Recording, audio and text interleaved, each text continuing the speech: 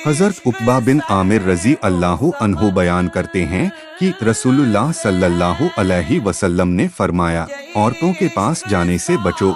एक आदमी ने अर्ज किया, ऐ अल्लाह के रसूल, हर आदमी के भाई यानी शौहर का भाई के बारे में क्या हुक्म है? रसूलुल्लाह सल्लल्लाहु अलैहि वसल्लम ने फरमाया, हर आदमी का भाई यानी देवर तो मौत है। सहाबा को यह सवाल आया कि देवर तो घर का ही शख्स होता है, क्या वो भी इस मनाही में शामिल है? इसलिए उन्होंने वाज़ेह तौर पर सवाल किया कि क्या शौहर का भाई देवर भी है?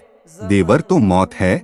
यह जवाब बहुत सख्त लेकिन बहुत सोच समझ कर दिया गया है। यहाँ मौत से मुराद है खतरनाक अंजाम, सख्त फितना, क्योंकि देवर अक्सर घर में बिल्कुल आज़ादी से आता जाता है और इसी वजह से फिसलने के मौके ज्यादा हो जाते हैं। अगर हदें कायम न रखी जाएं, तो शक और बदगुमानी, नाजायज ताल्लुकात और यहाँ तक कि घर तबाह होने तक की